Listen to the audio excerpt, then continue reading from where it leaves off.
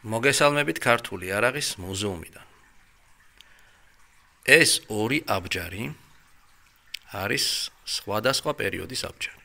ერთი არის რუნო ვეფხვაძის მიერ გაკეთებული ლამელარული ფირფიტოვანი აბჯარი, რომელსაც ხედავთ აი აქ. ეხლა მე რა უნდა გითხრათ? თქვენ უნდა მიპასუხოთ თუ სად გაქვთ ეს აბჯრები ნანახი, ხშირად ხედავთ ხოლმე ესეთ აბჯრებს და ყველაზე ხშირად სად არის ისინი გამოსახული. ანუ საქართველოს ტერიტორიაზე სად ხედავთ ამ აბჯრებს? ანუ ჩვენ ზოგჯერ თვალს არ ვადევნებთ, მაგრამ მაინც შეიძლება თუ დავაკვირდებით, შევამჩნიოთ ესეთი აბჯრები გარკვეულ პიროვნებებზე და რაც მთავარია, ჩვენ უნდა ვიცოდეთ, რომ აი ეს აბჯრები არის ლამელარული ფირფიტოვანი აბჯრები და ესენი ეცვათ ძალიან დიდხანს ბიზანტიელებს, ქართველებს და მეზობელ ერებს. გარკვეული მიზეზების გამო ეს აბჯარი ქრება, მაგრამ დროთა განმავლობაში ჩვენ ისინი ისევ გვიბრუნდება გამოსახულებებზე და თქვენ უნდა მითხრათ, სად ხედავთ თქვენ ამ აბჯარს.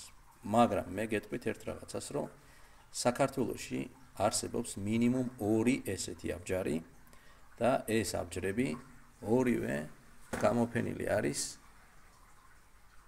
ქართული იარაღის მუზეუმში. ჩვენ ვიყოფებით სიონის 8-ში. ეხლა რა განსხვავება ამ ორ აბჯარს შორის? ეს აბჯარი არის უფრო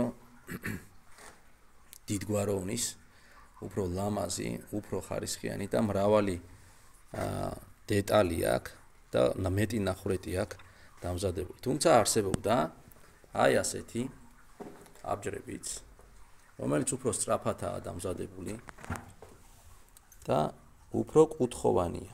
ანუ აქ კუთხეებით არის და ნაკლები ნახრეთი აქვს ასეთ აბჯრებს.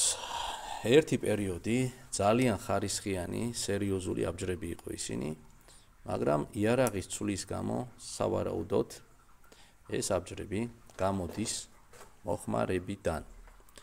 აი თქვენ უნდა მითხრათ, სად ხედავთ ამ აბჯრებს ყველაზე ხშირად. სხვათა შორის არსებობს კიდევ წურწუმიას კვლევები, სადაც თქვენ შეგიძლიათ გაეცნოთ ამ აბჯრების განვითარების ისტორიას. მადლობა რომ გვიყურეთ და დაგვიწერეთ კომენტარებში, სად ნახულობთ თქვენ აი ამ აბჯრებს. რამოდენიმეჯერ გამიჟღერებია ეს აბჯრები, მეც ვაკიდევაც, რამოდენიმე დღესასწაულზეც ყოფილვართ ამ აბჯრებით, მაგრამ თავარი არის სად ხედავთ თქვენ ამ აბჯრებს ძალიან ხშირად. მადლობა, წარმატებები.